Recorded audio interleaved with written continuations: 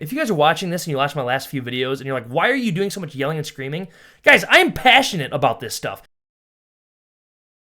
Alright guys, you know what time it is. Today we're talking about Starfield versus Fallout 4 and why did Fallout 4 do things better. Now, I'm not going to sit here and preach about Fallout 4 being this perfect game, nor am I going to say that there aren't things Starfield did better than Fallout 4.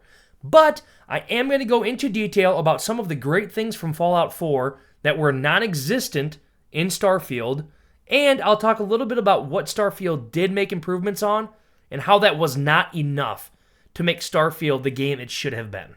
And when we look at all that, there's going to be a message to Bethesda here, which is learn from these mistakes while you make Elder Scrolls 6 and Fallout 5. So let's get right into Fallout 4 and why it was such a strong entry in Bethesda's repertoire of games. Fallout 4 had the one and only environmental storytelling, something that Bethesda was actually known for from the beginning.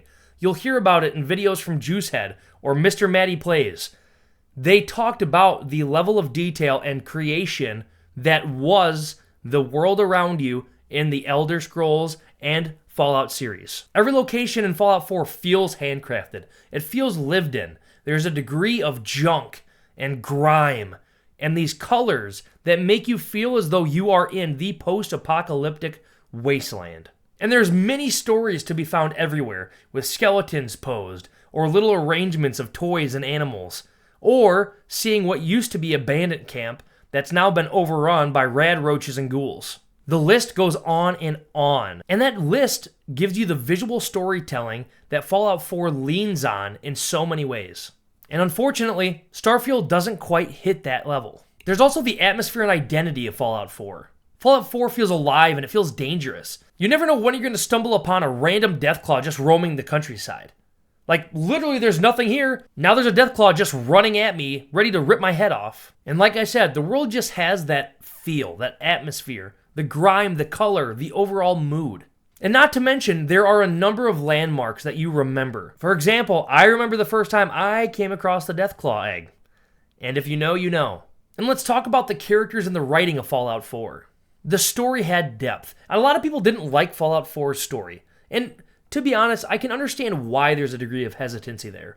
But if you look at that story as a whole, you look at the tie-ins with the factions and how that influences the main quest, and the options you have available to you. While I do talk about factions and my gripes with factions in some of the Elder Scrolls and Fallout games, especially Starfield, I can tell you that there is some great tie-ins with the factions and how they influence the world around them. And that's one thing Fallout 4 does really well. And let's talk about Nick Valentine. Let's talk about Piper. Let's talk about Curie. The companions feel integrated and like they're a part of the quest that you enter. And not only that, but the ones that they tag along with you via by forced entry with Nick Valentine or Piper, or just because you've brought them along further into the story, them integrating into those stories and quest lines feels more natural than a lot of what Starfield tried to do. And a lot of that has to do with just the writing in general. And honestly, I'm gonna say it, the emotional stakes just hit harder in Fallout 4 overall. No. I know people are gonna give me gripe about maybe that statement, and they're gonna say, whoa, spoiler alert, one of your allies dies in the main quest of Starfield. Yes, I know. I was tore up about it. Personally, that hit me really hard in the feels. But outside of that one moment, I didn't care. Sarah Morgan disliked that. Barrett disliked that. I was sick of them disliking every single thing I did. Fallout 4, sure, there were some things that I would do that made Piper dislike that or Codsworth dislike that, but it wasn't egregious like Sarah Morgan in Starfield. So to that I say, the companions and follower system overall was better in Fallout 4. That's my take. Let me know in the comments if you don't agree with me. Or if you do agree with me. I'd love to hear your thoughts.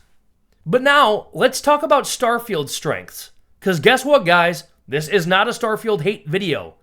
I really enjoyed Starfield. So I'm going to dig into the things that I thought Starfield did that were really good. And for starters, let's talk about the gameplay and mechanics. Now, I'm going to preface this with saying that is absolutely not the type of gameplay and mechanics I want from Elder Scrolls 6. So do not confuse this with me thinking that their system is where it needs to be for Elder Scrolls 6. Because if you watch my previous videos, you'll know that is not the case.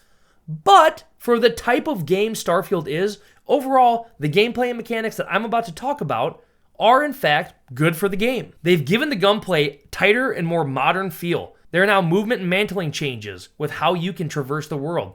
Not to mention the addition of the boost packs. That works so much better than what they did with the jetpacks on the power armor in Fallout 4. Now, I'm not going to say everything's perfect, but I am going to say they moved in the right direction here. So I'm going to give them a big ding, ding, ding, ding, ding that, hey, you guys did something good with the movement and the gun mechanics.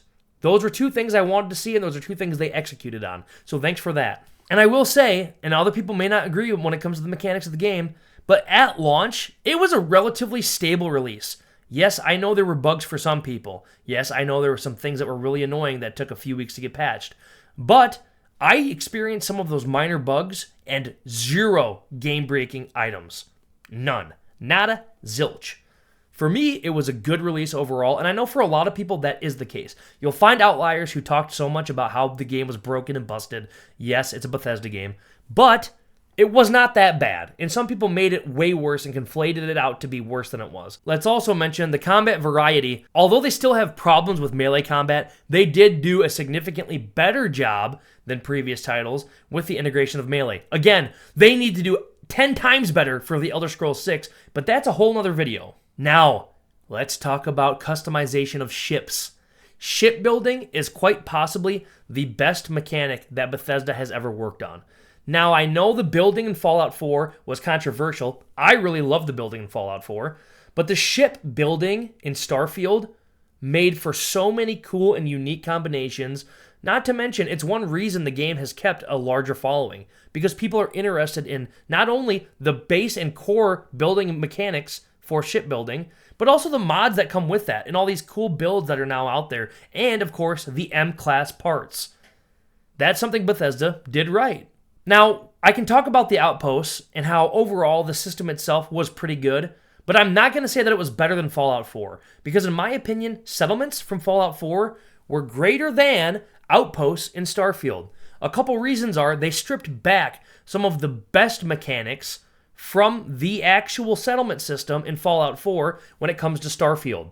Now, I can tell you that I enjoyed doing some of the outpost stuff in Starfield, but there weren't enough build pieces. And hold on, before you say, wait a minute, there weren't as many build pieces at launch in Fallout, but they added them later. Okay, fair point. It's been over 2 years. We've gotten very few new build pieces for Outposts. Not to mention, everything I do still has to be a hab. There are breathable planets, you know, and for some reason I cannot build a house or an actual building structure that doesn't require an airlock. That doesn't make sense. Yes, mods give that to you, but come on. Use common sense with the game itself. There should be those types of components available to you, whether it's through the skill tree or whether it be just at launch. If it's a breathable planet, you should have potential modular and constructible buildings that you can do. It's not that hard. You did it in Fallout 4. Do it in Starfield. And I will say, the RPG systems, people like to talk about Starfield not having deep RPG systems or perks, but I will say, they actually had a lot of flexibility and variability, and if you really wanted to dive into a specific niche of gameplay style, you really could. Now, I know you're going to say, wait a minute, Josh, they could have done way better. Yes, they could have done better, but there were overall deep, relatively, gameplay systems for the perks and the skills you want to choose. Not to mention, I actually do like that they let you choose a background that impacted some of the dialogue options you have throughout the game. To me, that's a really good thing to do with an RPG game. It gives your character the feeling of, oh, during this conversation, here's how I envision my backstory. Sweet, I have a dialogue option tied to that. That's cool. I feel like a lot of people overlook that. Now, could it have been more in depth? Absolutely. Absolutely. But it wasn't like it was broken or that they didn't at least put a little effort into that. So for that, I say that was a good thing. I enjoyed that personally, and it's actually influenced some of my playthroughs as I've gone through the New Game Plus even. Which, New Game Plus, a lot of people don't like it. Me, that's a big W. I think New Game Plus was a good thing for Starfield. Let me know if you disagree. Let me know if you agree. That's one more thing. I'd love to hear your comments on that because I went through New Game Plus like in total 23 times across a couple different characters. So, I mean, I've been there. I've been there. And again, one more thing I'm going to touch on, which is scale in the universe. Not saying it was executed perfectly because it wasn't. But I am saying they created thousands of planets that could... Thousands? 1,000 planets that you can go to and visit, which, if you're a modder, honestly, this is a beautiful canvas to build something off of. I mean, you really have a ton of flexibility on what type of planet. You can make new planets even. There are a lot of different things modders can do here, and I think it's a great blank slate for modders to really take advantage of. Now, of course, they should have done a better job of POIs. I won't even get into that because I could talk on that until I'm blue in the face. But they did a lot of good things with the fact that they tried to execute large scale. They just took away from what made their previous games beautiful by doing so. And on that point, I'll say that's a big no-no for Starfield. And it could have been better. They should have had more random POIs if they were going to just limit it to so much random generated content. But if they had, instead of 20 POIs that they would sort through, they had 120 POIs they would sort through, and only some of them would appear once in any given playthrough. That would have made it a significantly better situation, in my opinion. And last couple things, character models. Of course, it was several years after Fallout 4, and graphic fidelity. Both of these things were significantly improved from Fallout 4. It's a much more beautiful game overall. But some of the character and design aspects were actually a little bit of a downgrade. But for graphic fidelity and the overall model quality, this game was better. But it should have been because it was newer. Now, let's talk about the core problems that Starfield just could not escape. The procedural generation killed the personality. We talked about 1,000 planets you could go to. So much of that was procedurally generated, it killed what made previous Bethesda games so unique and beautiful. The handcrafted feel, gone. The storytelling and the atmosphere, gone. When you see the exact same hab 85 times in one playthrough, and it has the exact same dead bodies in the exact same places with the exact same loot, gone. So much of that ruined the atmosphere and vibe of Starfield. The exploration loop falls flat because of this. There's no incentive to keep exploring once you've seen the same 5 POIs repeatedly. Now, there are some POIs that I'm guessing many of you never found. And it's because they are locked behind specific world levels or specific systems. That is true. That's accurate. There are other POIs that many people have not seen.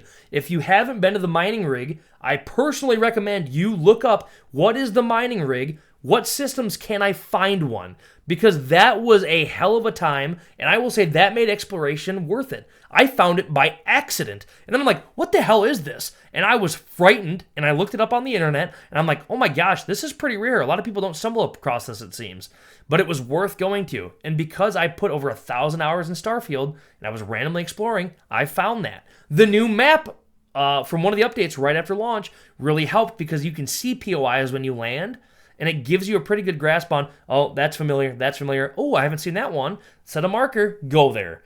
So I would recommend, give it a shot if you haven't seen that. If you have seen it, let me know in the comments what you thought, because for me, that was one of the most fun little exploration trips I took. I just wish there was more of that. And let's also talk about the loot and weapons, because that felt bland. Let's go legendary. Oh, we'll give you a higher rarity type weapon.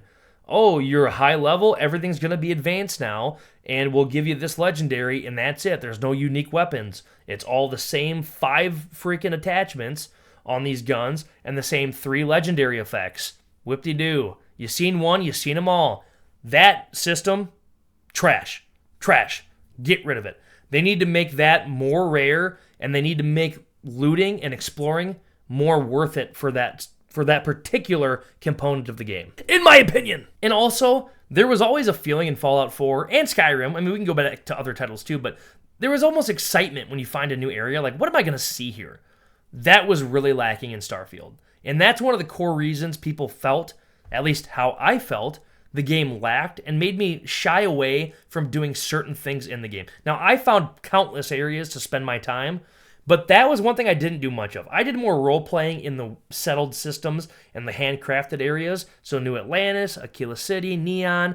I spent a lot of time in those areas. I did not spend a lot of time exploring. I did a lot of outpost building and shipbuilding, But I mean, beyond that, I didn't explore much. In other games, I did a lot of exploring. So this was, again, it's a core issue for Starfield. I'm sure you guys would probably agree. And let's talk the fast traveling dependency. Holy shit. Let's talk load screens. Let's talk fast travel. Let's talk the fact that I can't fly across a system, and every time I do want to get from point A to point B, I have a cutscene followed by a black loading screen, and then a grav jump followed by a black loading screen. They couldn't even integrate the grav drive animation into one seamless event. It had to be a flash of white into the black loading screen. Like, come on. Star Wars Outlaws, in my opinion, not a good game. I mean, some things were okay, but not a good game. But even they managed to use the fast travel as like a loading screen, and there was an animation for it, and then it popped you out seamlessly. Like, yeah, okay, obviously they're just covering a loading screen, but it's that helps you maintain immersion a little bit. When you see a black loading screen, all the immersion I have, gone. When I have to fast travel from every single point on the map, immersion, gone. It kills it. And I love immersion, and I hate when things pull me out of my immersion. I play games to escape from reality. This doesn't let me escape from reality. That's a problem. Now, let's talk about some of the things that Fallout 4 did and how they should have been fixes for Starfield. I mean, literally, Bethesda, just look back at Fallout 4 for some of these things. There is that handcrafted density. They have all of these unique POIs. They have all of these setup areas that tell a clear story. And there's two dead skeletons holding hands with a bottle of Nuka-Cola at their feet. They were literally sitting there enjoying each other's company when the world ended. It paints a clear picture. We need more of that. I know there's some of that in Starfield, but like literally it's all repeating POIs. You see it the one time, you'll see it again, I promise. And that kills it for me. Once you see some of those beautifully handcrafted areas in Starfield, it's like, oh, that's cool. You see it again, not as cool. And there's almost no dead zones in Fallout 4. Now, again, this is something that people always say. There's so much dead space and emptiness. I disagree with the point of like, oh, there's so much emptiness in Starfield. Like I said in a previous video, it's a space game. Like, go to space right now. You know what you're going to see? Nothing. Nothing anywhere. It's literally empty. It's fucking space, dude. Like, I'm not mad. I'm just like, you cannot expect them, for trying to stay grounded in realism, to give you literal massive towns every time you land on a planet and then say, oh, there's so much stuff to explore. Okay, yeah. The planets with no life, they're always going to be empty. There's not going to be stuff on them. And if you saw enemies and different things happening every single time you land on one of those planets, that would not be realistic at all. I actually think some of the times I landed, there shouldn't have been a single freaking point of interest at all. Not even one. That would have been more realistic, and I would have felt more immersed, because it's like, oh my God, I'm alone here. There's freaking nobody here. That would have been cool. I think that would have been realistic.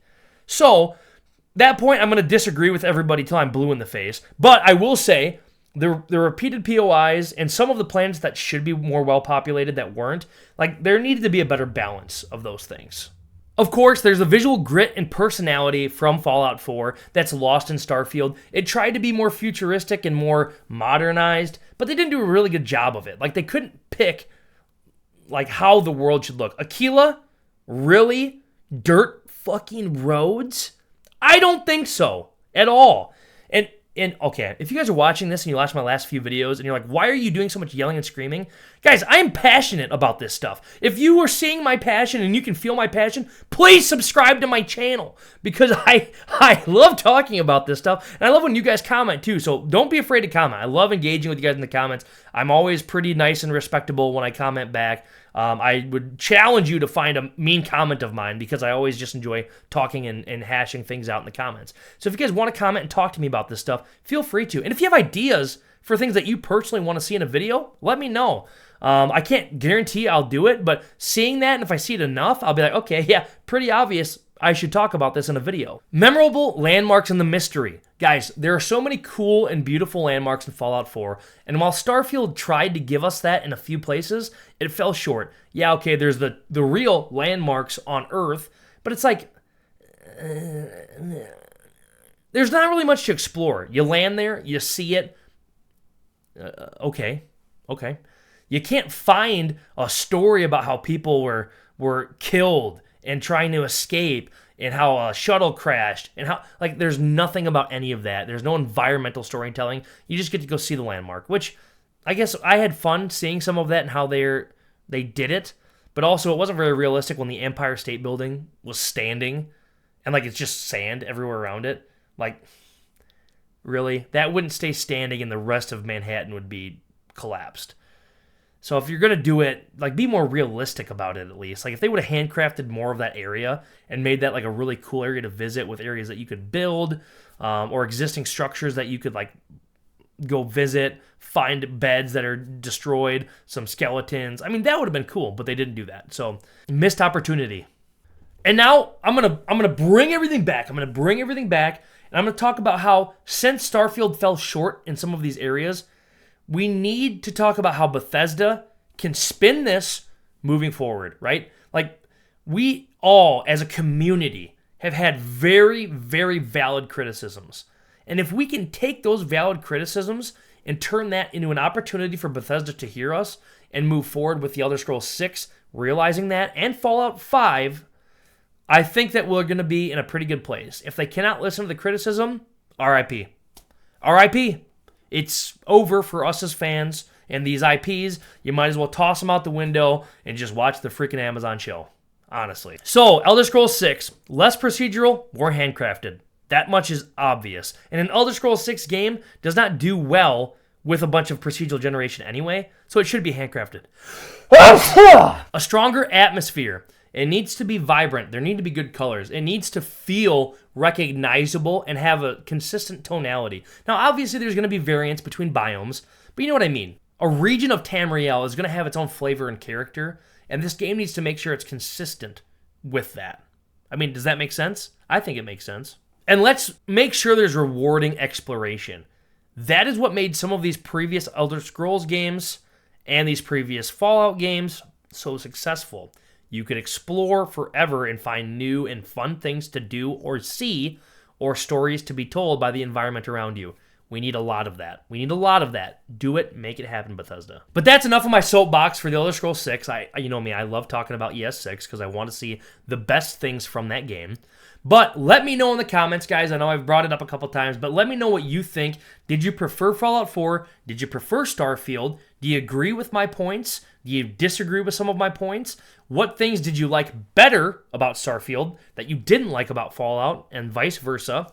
And honestly, if you liked the video, please give it a like. If you dislike the video, I'll be sad, but I mean, you can dislike it. That's your prerogative. And if you want to see more content like this, or content from me in general, please consider giving me a subscribe, clicking that notification button.